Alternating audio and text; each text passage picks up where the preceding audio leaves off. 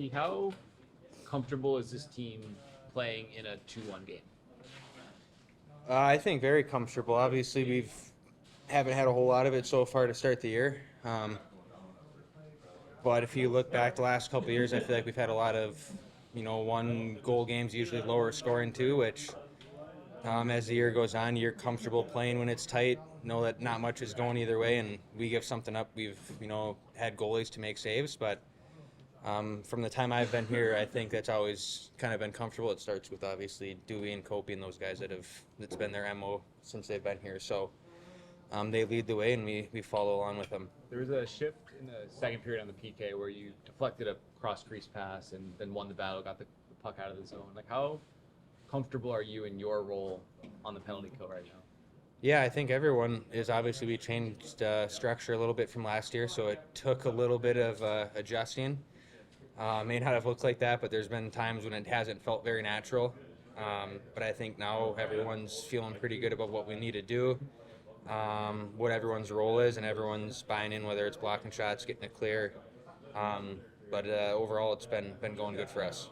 Mikey, I heard some numbers. I didn't compile them, but 2 chances each team, 5-on-5 in the second period. Do you need to hear those numbers to know you're in a tight game? I assume that's a dumb question, but do you get that feeling on the ice that this is tough sledding out there? I mean, not necessarily. You can kind of, just tell by the way it's going. I think I looked up in the middle of the game and both teams were under 20 shots over 15 halfway to 10, through. Yeah, so you can tell just by looking at that, but you can feel it too. There's not a whole lot coming back and forth. We're going out, breaking out, whether, you're in your zone for a little bit. You're not giving up a ton of grade A's. It's kind of going both ways. It's hard to get to the net. But those are the games, that help the team come together. You kind of go through a little war. You keep everyone accountable for doing the right things. And, we did enough of it last night to get a win.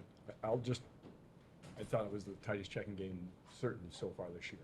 Yeah, both ways. I think they did a good job Yes. too. Obviously, the big difference was the special teams last night. We were able to score, and what did we have, 5 kills or whatever it was, and we were good on the kill. So I think that's a big difference, and obviously that's what happens when you get the lower scoring games. You gotta win the special teams battle. I think the team blocked over 20 shots, but no player had more than 3 on the roster, so it was spread up and down the lineup. A lot of them seemed really well timed, like a big save coming at the right time. Is there any way to know in the moment that it's time for a shot block, or do they just happen? And it Maybe a little bit of both. Obviously, Juice had a big one right at the end last night. So that's you're out there with 10 seconds, D zone face off. We lose the draw. Someone's going to have to get in a lane and block it. And those are the ones you kind of maybe have a hunch they might come. Otherwise, it's kind of spur of the moment. Everyone, kind of locks in when you're playing. You don't think a whole lot, and all of a sudden, it just happens kind of naturally for most guys. But the buy-in we've had with, like you said, everyone buying in, blocking a shot is big for the group and helps us win.